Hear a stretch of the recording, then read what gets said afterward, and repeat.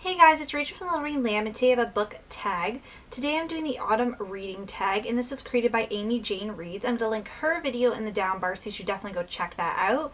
If I'm looking down at my phone, I'm looking at the questions, which I pulled up here, and there's a lot of these tags going around. I kept clicking on the wrong one because I planned out my question, obviously my answers for the questions, and there's quite a few different ones floating around, so I haven't seen this one before, so quite exciting. So question 1, are there any books you plan on reading over the autumn season? And I have 3 books I picked for this one. The first is Always and Forever, Lara Jean by Jenny Han, the 3rd book in the To All the Boys I've Loved Before series. And I'm going to be buddy reading this with Steph, so I know I'm going to get to that one this year. Another buddy read I have for this year is on The Fiery Cross by Diana Gabaldon, the 5th book in the Outlander series. Me and Alex are going to read half this year and half next year, but I'm counting it as a read this year because I'm going to be starting it. And then I really want to get to A Night In with Grace Kelly by Lucy Holiday, which has been on my TBR since last November. The release date kept like moving around. It was kind of frustrating when that sometimes happens. Sometimes I just don't get to the book right away because I'm like fed up in a sense. I'm like, oh, but just stop changing. Like I just want to be able to plan out when I was going to read it. This is the 3rd book in the A Night In With series, and I really want to read this because I absolutely adore the series, and I don't want to forget what happened in the series up to this point. 2, September brings back to school memories. What book did you most enjoy studying, and what were your favorite and least favorite school subjects? So a book that I did enjoy studying, I have quite a few because I've taken quite a few English classes, but one that comes to mind is Maria Chapdelaine, A Tale of French Canada by Louis Hamon. And if you don't know this, I'm Canadian, and I don't read enough Canadian fiction, I find, or nonfiction. Really lacking on that department, which I feel really bad for because I really want to read more. Like, I love being Canadian. I want to, read more about places that I know about and stuff that I learned about in school, rather than, because most of the books I read are either set in America or the UK. So kind of want to read more of those. And I took a Canadian cultures class in my 3rd year of university and really enjoyed reading this book. My teacher was a big part of why I absolutely adored this book.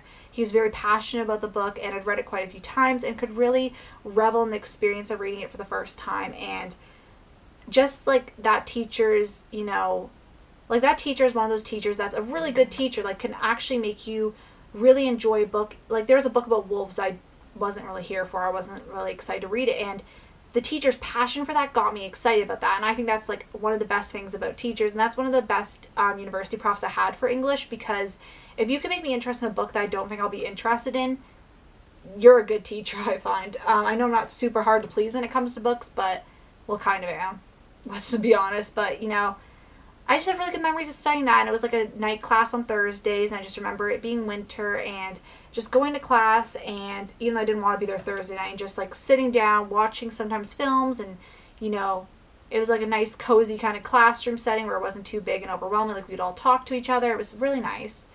And my favorite subjects, okay, so I'm going to go my favorite kind of like block subjects are English, history, philosophy, law. Those are kind of my fortes. I did like a bit of sociology, but those are kind of my main core 4.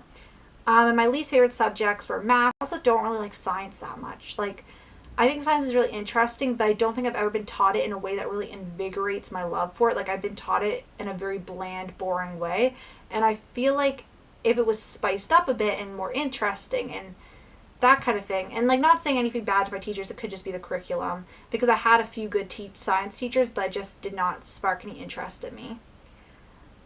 3, October means Halloween. Do you enjoy scary books and films? If so, what are some of your favorites? I don't really enjoy scary books and films. Like Gillian Flynn books are pretty scary, and she's the author of Gone Girl, Sharp Objects, Darker Places, The Grown-Ups or Short Story, but I kind of try to, like, I do like thrillers and they do intrigue me, but I kind of stay away from scary horror type stuff because I'm a scary cat. I don't even really like watching a lot of cop shows because I'm appalled and scared about certain things that have happened. I am a worrier by nature, and I say to my friends, like, the horror genre was not created for me. I am a worrier. I will not only worry about myself, but I will worry about the people in my life. I'll worry about my friends. Like, if my friend's doing something that I think is dangerous, like, I'll worry about it for them because I care about them and I want them to be safe and in my life still and not, like, die or have something bad happen to them. Like, horror is not made for the warriors of the world, as I say. With November, it's time for bonfire night and firework displays. I was kind of like firework displays. Like, I was like thinking, I was like, do they have firework? I don't know. I think firework displays would be more for the States, wouldn't it? Because Thanksgiving. Do you guys even have fireworks in your If you guys do have fireworks in November, let me know for what reason. But here in Canada, Thanksgiving's in October, so we don't even have fireworks do we? I don't think so. I don't hear about that. It's like Canada Day and Victoria's Day. I think those are the only two people put fireworks, and sometimes random ones in the summer, but yeah, found that puzzling.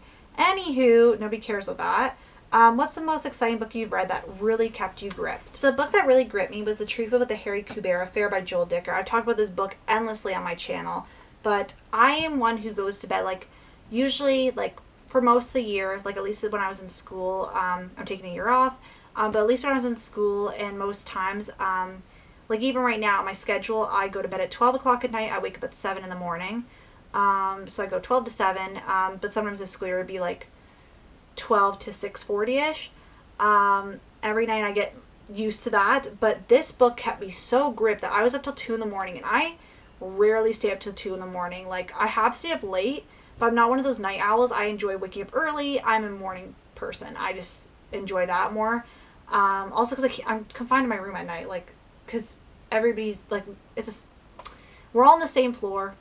If I make noise, my dad's gonna wake up because he's a light sleeper, so I can't really go to the kitchen and do anything. I'm stuck in here. So, more of a morning person. But besides the point, I was up till 2 a.m. I got to this one point and I was like, WTF. I'm like, what the heck's happening? And this is smaller font. Like, it's not some big font book, and it's like 600 pages, and I read this super fast.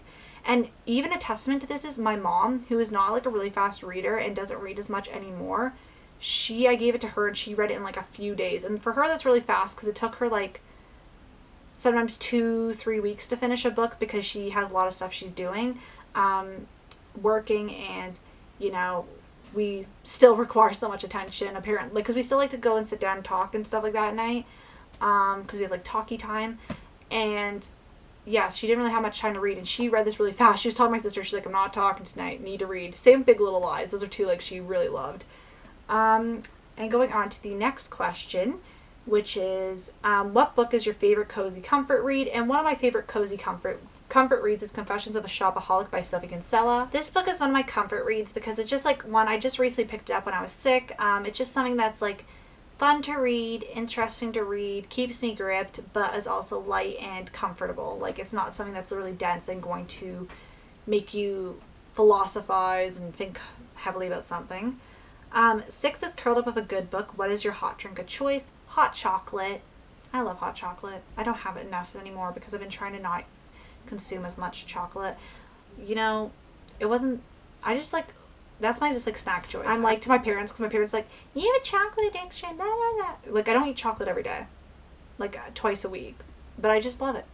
And I'm like, you know, like I don't drink alcohol, I don't do drugs. This is my one vice, people, let me have it.